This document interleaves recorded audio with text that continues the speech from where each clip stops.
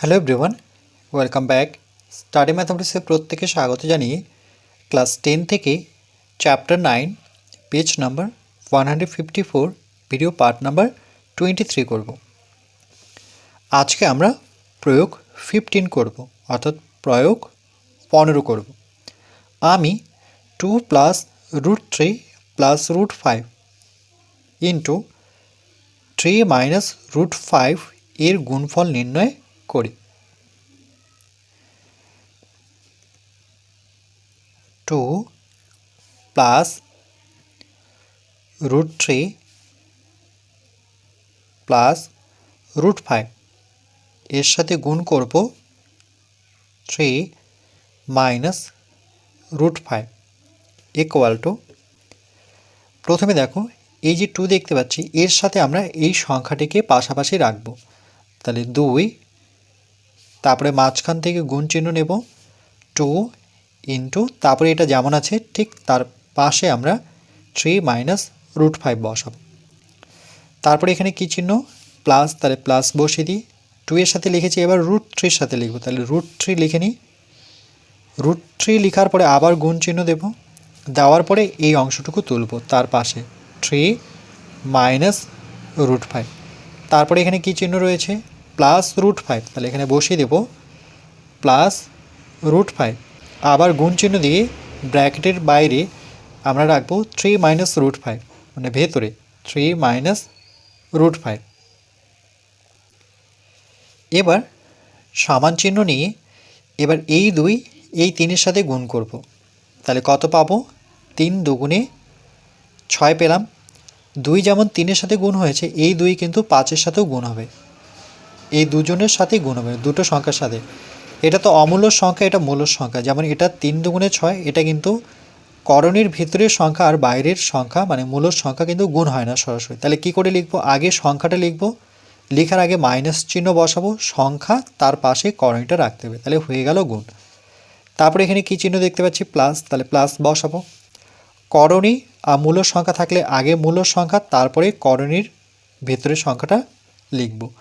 তারপরে প্লাসে মাইনাসে মাইনাস করব, এটার ভিতরের সংখ্যা আর এটার ভিতরের সংখ্যা, করণীর ভিতরের সংখ্যা সরাসরি গুণ হয়ে যায়। তাহলে 3 5 কত, 15, তাহলে করণীর ভেতরে 15। তারপরে প্লাস বসাবো, বসানোর পরে মূল সংখ্যা তার সাথে অমূল্য সংখ্যা গুণ করব, তাহলে প্রথমে মূল সংখ্যা তার পাশে অমূল্য সংখ্যা, তারপরে মাইনাসে প্লাসে মাইনাস, একই সংখ্যা √5 এর সাথে √5, তাহলে দুটো √5, যেহেতু দুটো তাহলে সূচকের নিয়ম অ্যাপ্লাই করব, উপরে স্কয়ার করে দিই। এবার এখানে দেখো এই সংখ্যাগুলো একবার লিখে নিই, 6 মাইনাস 2 √5, আর এখানে দেখতে পাচ্ছি 3 √5, আমি করণীটা মেলাচ্ছি একই যেহেতু, তাহলে প্লাস 3 √5, এটা পাশাপাশি রাখলাম।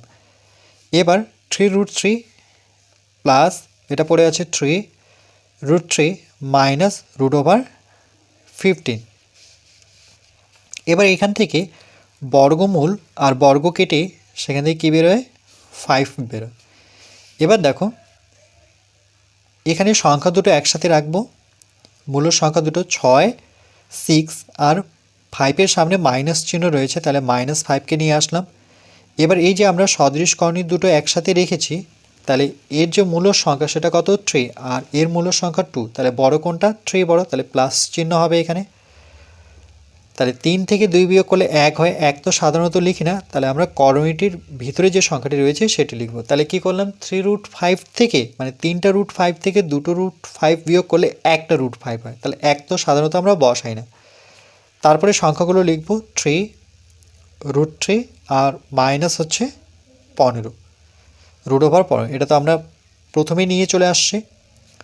এবার 6 থেকে 5 মানে মূল সংখ্যা বিয়োগ করব, 6 থেকে 5 বিয়োগ করলে পরে 1 হয়, তারপরে প্লাস √5 প্লাস বাকি অংশটুকু আমরা দেখে দেখে বসাবো, মাইনাস √15, এটি উত্তর। কেন, এটা মূল সংখ্যা, এগুলো হচ্ছে অসদৃশ কর্ণী, মানে কর্ণীটা দেখো মিল নেই, এটা 15, এটা 3, এটা 5, তাহলে এভাবেই থাকবে। সদৃশ থাকলে একমাত্র যোগ বিয়োগ হবে, অসদৃশ থাকলে যেমন আছে তেমনই রাখতে হবে।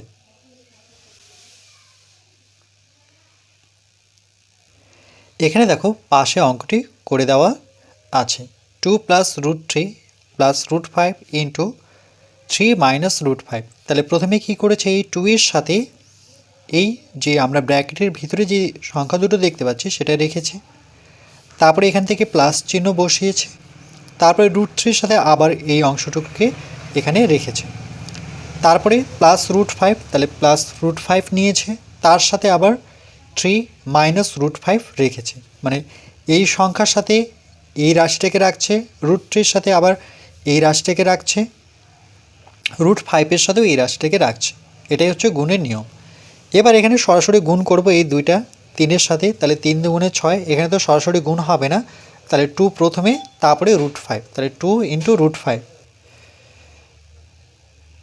ঠিক একইভাবে √3 সাথে 3 সরাসরি গুণ হয় না, কারণ এটা মূল সংখ্যাটা অমূল্য সংখ্যা, তাহলে প্রথমে 3 লিখব, তার পাশে √3 রাখবো, তারপরে প্লাসে মাইনাসে মাইনাস, এবার করণের ভেতরের সংখ্যা গুণ হয়, তাহলে 3 5 কত 15, তারপরে প্লাস বসাবো, আগে মূলত সংখ্যা তার পাশেই করণী, তারপরে প্লাসে মাইনাসে minus,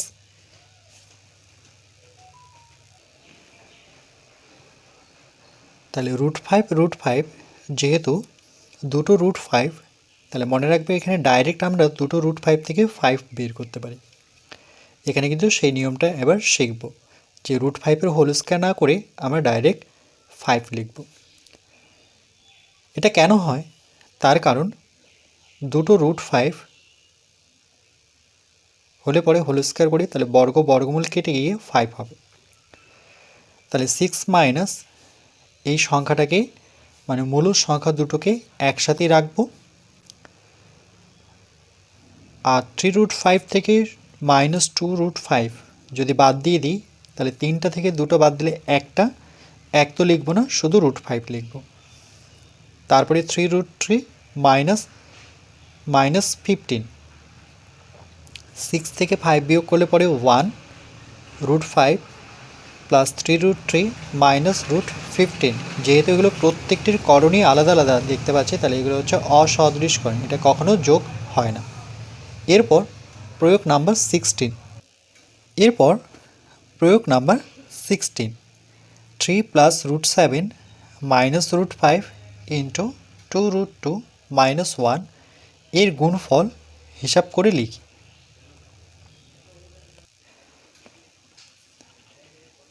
3 plus √7 minus √5 into 2√2 minus 1 equal to, প্রথমে 3-এর সাথে আমরা এই অংশটুকু লিখব, তাহলে 3 দেওয়ার পর গুণ চিহ্ন দেব, তারপরে ব্র্যাকেটে লিখব 2√2 মাইনাস 1, এরপর প্লাস √7, তাহলে এখানে বসাবো প্লাস √7, তারপরে গুণ চিহ্ন দেব, দেওয়ার পরে আবার এটা ব্র্যাকেটে রাখবো, 2√2 মাইনাস 1, তারপরে মাইনাস √5, তাহলে এখানে বসাবো মাইনাস √5 এর সাথে গুণ চিহ্ন দিয়ে 2√2 মাইনাস 1, 2√2 মাইনাস 1 ইকুয়াল টু, এবার এখানে 3 মূল সংখ্যা আর এই করণীর বাইরে যে সংখ্যাটি সেটা হচ্ছে মূল সংখ্যা, তাহলে মূল সংখ্যা দুটো গুণ হবে, 3 দুগুণে 6, আর তার পাশে করণী যেটা আছে সেটা থাকবে, তারপরে চিহ্নটি কি দেখতে পাচ্ছি মাইনাস, তাহলে মাইনাস রাখবো, 1-এর সাথে 3 গুণ করলে পরে 3, এরপর প্লাস √7, এখানে দেখো মূল সংখ্যা এখানে কোনো সংখ্যা দেখতে পাচ্ছি না, তাহলে সেক্ষেত্রে 1 ভাবতে হবে, আর এখানে 2, তাহলে 2-র সাথে 1 গুণ করলে পরে 2, করণীর ভিতরে সংখ্যা দুটো গুণ হবে, তাহলে 7 দুগুণে কত 14, তারপরে প্লাসে মাইনাসে এখানে মাইনাস দেব, এখানে 1-এর সাথে √7 গুণ করলে পরে √7ই হবে, তারপরে মাইনাস দেওয়ার পর √5 সাথে √2 গুণ করব। তাহলে 2 এখানে রয়েছে, এর সামনে কোনো সংখ্যা নেই, তাহলে 2 সাথে 1 গুণ করলে পরে 2 অক্ষ 2, আর করণীর ভেতরে সংখ্যা দুটো গুণ হবে, তাহলে 5 দুগুণে কত 10, সেটা করণীর ভেতরে লিখতে হবে। তাহলে মাইনাসে মাইনাসে কী হয়ে যাবে, এই যে মাইনাসে মাইনাসে প্লাস √5 সাথে 1 গুণ করলে পরে √5।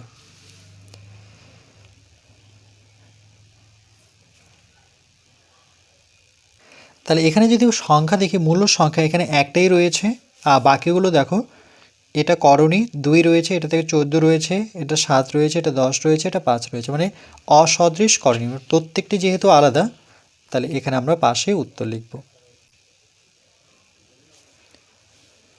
এখানে আর যোগ বিয়োগ হচ্ছে না, যেহেতু অসদৃশ করণী।